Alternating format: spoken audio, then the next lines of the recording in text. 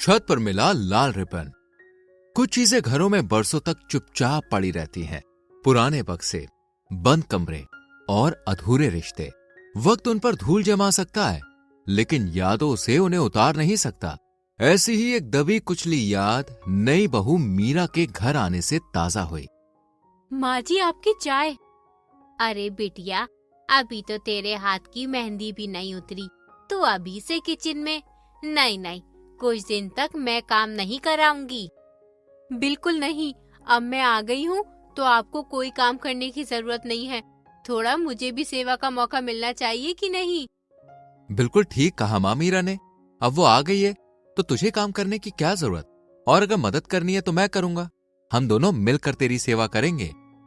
जरूर कुछ अच्छे कर्म किए होंगे मैंने पिछले जन्म में, जो मुझे इतना प्यारा बेटा और बेटी जैसी बहू मिली है। माँ जी, घर बहुत गंदा गंदा सा लग रहा है। मैं सोच रही थी सफाई कर दूं। अब तो सभी रिश्तेदार भी जा चुके हैं, ऐसे में सफाई अच्छी होगी। जैसी तेरी इच्छा, चल मैं भी करवाती हूँ। नहीं माँ जी, मैं कर लूंगी। मीरा ने आते ही ससुराल की सारी जिम्मेदारी संभाल ली। उसने पूरा घर साफ किया और फिर छत पर पहुंची। छत की सफाई करते हुए उसे कोने में पड़ा एक पुराना बक्सा मिला। ये बक्सा लगता है पुराने कपड़े हैं, खोल के देखती हूँ। बक्से में कुछ पुरानी साड़ियां, खेल खिलौने और एक लाल रंग का रिबन पड़ा हुआ था। अरे वाह, ये रिबन तो कितना सुंदर है। ये मेरे बालों में बहुत सुंदर लगेगा। पर माँ जी का हुआ तो? नहीं नहीं, माँ जी की चीज मैं ऐसे कैसे ले सकती हूँ? उन्हें देती हूँ, क्या पता खुश हो जाएं। मीरा खुशी खुशी रिबन लेकर अपनी सास के पास पहुंची। माँ जी, ऊपर ना वो पुराना बक्सा रखा हुआ था, मैंने उसे खोला तो। इससे पहले मीरा अपनी बात पूरी करती, कमला की नाक पर गुस्सा चढ़ गया। किसने कहा था तुझे वो बक्सा खोलने को? कुछ निकाला तो नहीं उसमें से? माफ कीजिएगा माँ जी, लेकिन ये लाल रिबन निकाला है। रिबन देखते ही कमला का चेहरा उतर गया। गुस्सा जैसे मानो उदासी में बदल गया। माँ जी, सब ठीक है ना? ये आपका ही है ना? नहीं, शारदा का है। शारदा कौन? आपकी सहेली थी? तुझे इतनी खोज खबर करने की क्या जरूरत है? जो भी थी वो थी, जा अपना काम कर। मीरा ने वो रिबन अपने पास संभाल कर रखा और फिर शाम को, बोलो क्या बात करनी है तुम्हें? सब ठीक तो है ना? और इतनी खोई खोई क्यों? क्या हुआ, कोई बात है क्या? मीरा ने वही लाल रिबन राजे को दिखाया। ये तुम्हें कहां से मिला? ये शारदा कौन है? माँ ने तुमको नहीं बताया? नहीं, उनसे पूछा तो वो नाराज हो गई। हाँ, माँ भी ना। प्यार है पर झूठ मूठ की नाराजगी दिखानी है। शारदा उनकी छोटी बहन है, मतलब मेरी मौसी। पता नहीं कहाँ है। आज से 20 साल पहले की बात है। दोनों में थोड़ी गर्मा गर्मी हुई और वो घर छोड़कर चली गई। तूने ढूंढने की कोशिश नहीं की? की थी, पर वो कहीं मिली नहीं। तो पुलिस कंप्लेन करते, वो जरूर मिल जाती।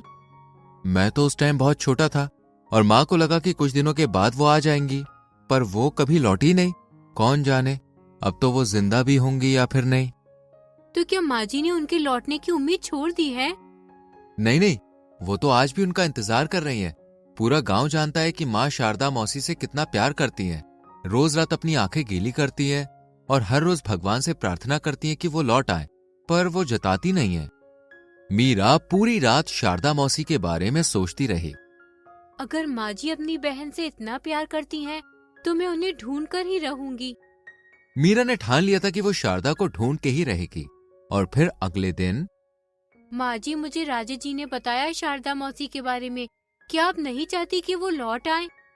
मेरे चाहने ना चाहने से क्या ही होगा। बहुत ढूंढा उसे, पर वो कहीं नहीं मिली। आखिरी बार गांव वालों ने बस अड्डे पर देखा था, उसके बाद किसी को नहीं पता वो कहाँ गई।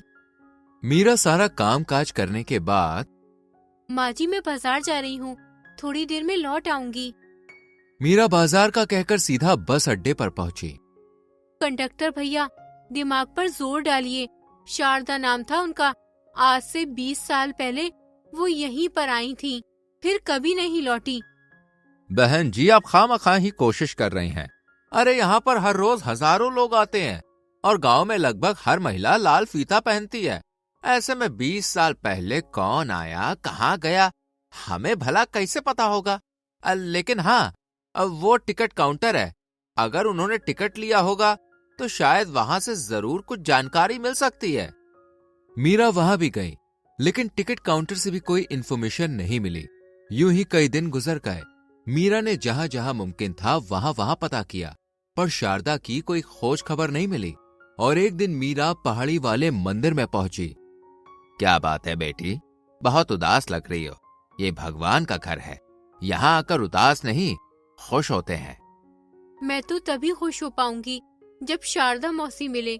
हे भगवान, उन्हें वापस भेज दीजिए। मैं जिंदगी भर आपसे कुछ नहीं मांगूंगी। कमला की बहन शारदा?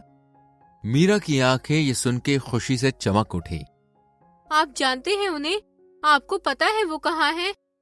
वो जो मंदिर में सफाई कर रही है ना, वही है तुम्हारी शारदा मौसी।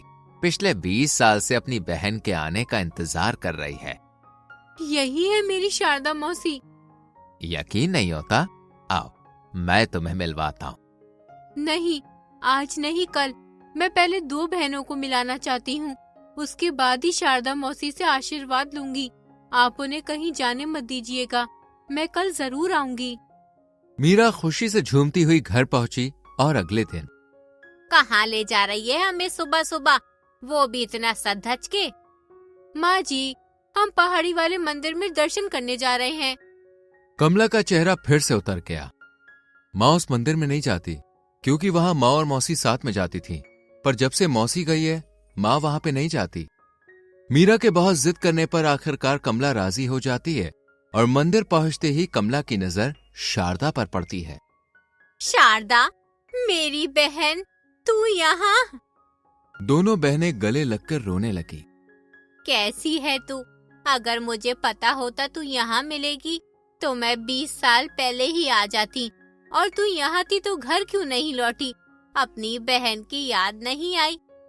याद तो आई, पर मुझे लगा आप अभी भी नाराज होंगी, इसलिए मुझे ढूंढते हुए यहाँ नहीं आई। नहीं बहन नहीं, तुझसे कैसी नाराजगी। ये देख तेरा लाल रिबन, मैंने अभी भी संभाल कर रखा है। मुझे माफ कर दीजिए दीदी। माफी तो मुझे मांगनी चाहिए। छोटी सी बात पर अपनी छोटी बहन से झगड़ कर बैठ गई। तू इतने सालों तक मेरे आसपास ही थी, पर मैंने ही नजरें उठाकर नहीं देखा। आज भी अगर मीरा ना होती तो शायद मैं यहाँ आ ही नहीं पाती।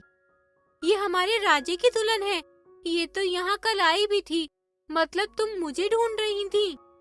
मीरा ने धीरे से गर्दन हिलाई और शारदा ने मीरा को बाहों में भर लिया, उसके हाथ चूमे और उसे शुक्रिया कहा। हीरा चुना है दीदी आपने। अगर आज ये ना होती तो शायद हम कभी मिल ही ना पाते। सच कहा शारदा, मीरा ना होती तो हम फिर से एक ना होते। ये तो किस्मत की मर्जी है सासू माँ। बाकी आपके बालों में ये लाल रिबन बहुत जच रहा है। आखिरकार 2 खोई हुई बहनें मिली। दोनों साथ साथ घर लौटी और 20 सालों की खामोशी बातों के शोर के नीचे दब गई। शायद इसलिए ही कहते हैं, कुछ रिश्ते कभी टूटते नहीं है, बस लौटने का रास्ता तलाशते रहते हैं। और कभी कभी लौटने के लिए एक लाल रिबन ही काफी होता है। वीडियो पसंद आई हो तो लाइक और शेयर करके चैनल को सब्सक्राइब करें और बेल आइकॉन प्रेस करें। मिलते हैं अगली वीडियो में। अपना ख्याल रखें।